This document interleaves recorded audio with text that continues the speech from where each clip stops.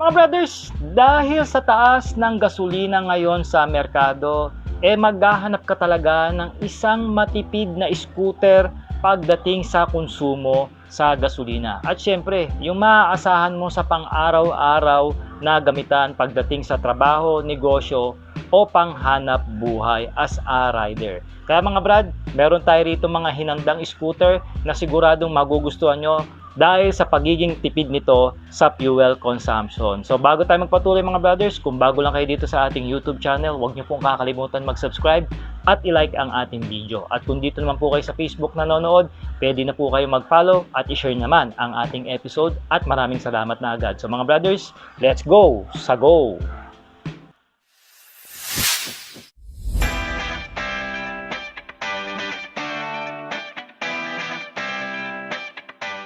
Mga brothers, available na sa Shopee ang ating riding jersey at iba pang mga riding gears na ginagamit natin. Nandyan yung link sa gilid ng video. Let's go! Sa go! Una sa ating listahan mga brothers, ang Kawasaki Brusky 125. Alam natin itong motor na ito kinuha ng Kawasaki Philippines sa Modenas, sa ibang bansa. At ito mga brothers ay merong sporty look at maaasahan na gulay board para paglalagyan natin ng ating mga dalahin. At syempre pa, napaka-comfy nitong sakyan at meron nga itong 125cc na makina. Syempre, fuel injected yan. At meron po itong 5.1 liters pagdating sa kanyang fuel tank capacity. At syempre, meron itong 48 km per liter na masisigurado nating matipid din ito pagdating sa konsumo sa gasolina. At meron itong mga brothers na updated price na 77,000 pesos ngayong taon. Alam natin, ang Suzuki Motors Philippines mga brothers ay isa sa mga naglalabas na matitipid na scooter pagdating sa konsumo sa gasolina. Kaya naman nandiyan ng kanilang Birdman 125EX version. Aba mga brothers, bukod sa 125cc lang ito, napakalaki ng kanyang pangangatawan at marami pa kayong pwedeng paglagyan pagdating sa inyong mga essential. Kaya naman maraming mga Filipino riders ang kumukuha nito. Bukod sa pagiging matipid nito sa gasolina, napaka-comfy nitong sakyan, So meron nga ito mga brothers na 5.5 liters fuel tank capacity at meron itong 125cc na makina na merong fuel injected of course at merong features na ESP Plus o yung Suzuki Eco Performance for more power and less fuel consumption. Ayon nga sa kumpanya mga brothers, kaya nga nito makatipid ng 56.8 km per liter at isa nga ito sa mga matitipid na scooter ngayon sa market. At syempre pa meron itong updated price na 92,400 pesos. At kung gusto mo naman ng masayahin na mukha na scooter at syempre yung kanyang looks hindi rin magpapahuli na merong komportableng riding gesture, aba mga brothers, may ino-offer dyan ang Suzuki. Ito nga yung Avinis 125, Ito mga brad, talaga naman din maraming bumili para gamitin sa pang-araw-araw. At ewan ko lang yung iba kasi napapangitan dito. Pero sa akin, okay naman ang kanyang looks nang ito personally kong na-test ride mga brothers. Bali, meron nga itong 125cc na makina at syempre fuel injected na rin to with the ESP technology ng mismong Suzuki po. At meron ito mga brothers na fuel tank capacity na 5.2 liters. At ayon nga sa Suzuki Motors Philippines, kaya po nitong makatipid ng 55 km per liter. At makukonsider po natin ang scooter na ito ay isa sa mga matitipid na scooter na meron ngayon sa market. At syempre pa meron itong updated SRP ngayon 2026 na 77,900 pesos.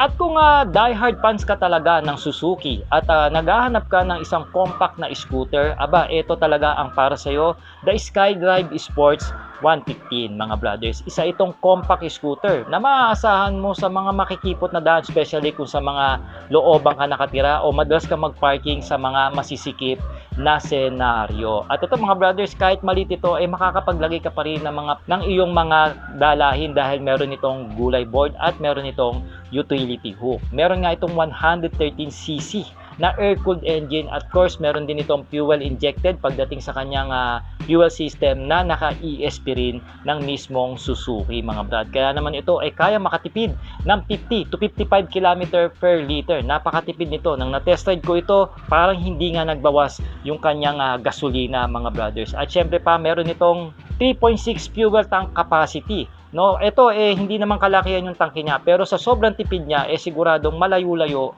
ang iyong mararating. Meron nga ito mga brothers na updated SRP ngayong taon na 73,400 pesos.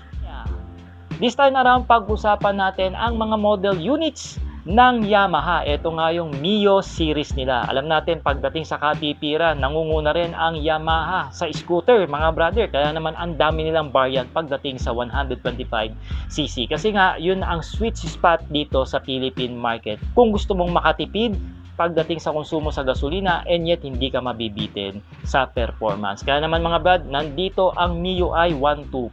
Isa nga itong iconic model ng Yamaha. Kaya ngayon hindi nila ito pinipace out dahil mabenta pa rin ito at marami na ring napatunayan. At syempre, spare parts napakarami sa market. Meron nga itong 125cc na air-cooled na makina mga brothers, and of course naka-fuel injected ito with the Blue Core technology ng mismong Yamaha for more power and less fuel consumption. Meron nga itong tank capacity na 4.2 liters. At ayon pa yan sa Yamaha Philippines, kaya nito makatipid mga brothers ng 50 km per liter. So isa rin ito sa matipid na scooter na mabibili nyo ngayon sa merkado. At merong updated price mga brad na 75,900 pesos. At kung naghahanap ka naman ng 125cc na scooter and yet gusto mo medyo macho tignan at kakaiba ang hulmahan, pues ang ino-offer ng Yamaha mga brothers itong Mio Gravis 125. Napakaganda ng scooter nito. Sa lines nila ng Mio, ito yung pinaka gusto ko, si Gravis, kasi medyo may pagka-brusko o macho yung datingan niya. Para sa akin na yon mga brothers, although hindi ko pa siya nate-test ride. At syempre meron itong 125cc air-cooled engine na naka-fuel injected with the Blue Core technology ng mismong Yamaha mga brad. At ito mga brothers ay babagay sa mga naghahanap na pang service ang point A to point B na gustong makatipid sa konsumo sa gasolina. Meron nga itong tank capacity na 4.2 liters at kaya nito makatipid mga brothers ng 45 km per liter. Tamang-tama po ito kung gusto niya lang po mag city ride, and also kung maglo-long ride kayo siguradong hindi masakit sa bulsa ang kanyang fuel consumption. Meron itong updated price ngayong taon na 84,900 pesos mga brad. Nang pinace out nga mga brothers ng Yamaha ang kanilang Soul i125, palagay ko ito yung pinalit nila, the Mio Gear 125. Ang nagustuhan ko rito sa scooter na ito, bukod sa malapad yung kanyang floorboard, merong may exclusive footrest ang bata. Kung sakali maghahatid sundo kayo ng mga bata sa eskwela, siguradong hindi po mahihirapan o meron siyang komportableng pagtatapakan. And of course, kung gagamitin nyo itong pang-service sa araw-araw, no, sa inyong trabaho, negosyo o hanap buhay, siguradong magugustuhan nyo rin po ang performance ng scooter na ito. Meron nga ito mga brad na 125cc na makina na naka-fuel injected with the Blue Core technology. At pagdating naman sa kanyang fuel tank capacity, meron itong 4.2 liters na kapasidad. At syempre pa, meron itong konsumo na 45 km per liter. So matipid na rin ito mga brothers pagdating sa konsumo in 125cc na segment. At ngayon taon mga brothers, meron nga itong updated SRP na 79,400 pesos para po sa standard version. Siyempre, hindi rin magpapahuli ang modern classic style na scooter ng Yamaha. Ito nga yung Mio Faccio 125. Ito mga brothers, napakaganda ng features nito dahil meron itong hybrid assist pagdating sa makina na tumutulong ng 0 to 3 seconds pagdating sa kanyang acceleration. Siyempre, naka 125cc rin ito na air-cooled engine with the fuel injected and Blue Core technology. At ito nga mga brad, talaga namang napakagandang scooter din pagdating sa traffic, sa mga masisikip na area, at syempre pa napakagaan nitong maninuhin nung aking na-test ride mga brad.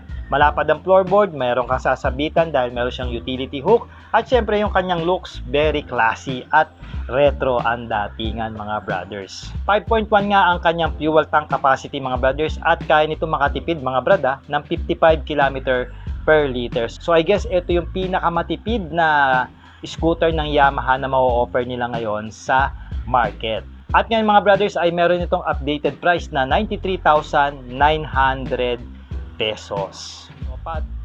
Mga brad, pagdating sa patipiran, nako, hindi rin magpapahuli ang Honda, especially sa scooter segments. Kaya naman marami silang lines o mga model kayong pagpipilian sa mga motorsiklo nila. Unahin na natin dyan ang Nabi 110. Nilabas nga lang nila ito lately at ito mga brothers ay isang mini o compact scooter na pwede nyo magamit, especially sa mga beginners o bago pa lang po sa mundo ng motorsiklo mga brad. Meron nga itong 109cc na makina at ito mga brothers ay naka-carb type pa. Pero ganun pa man, napakatipid nito sa gasolina mga brad. Dahil kaya nitong kumonsumo ng 48.4 km per liter. So matipid-tipid siya mga brothers. At meron itong tank capacity na 3.5 liters. Isa nga ito sa gustong-gusto ko na scooter sa Honda dahil carb type lang siya, low maintenance at kahit ikaw kayang-kaya mong i-DIY. Meron ito mga brothers na updated price na 58,900 pesos.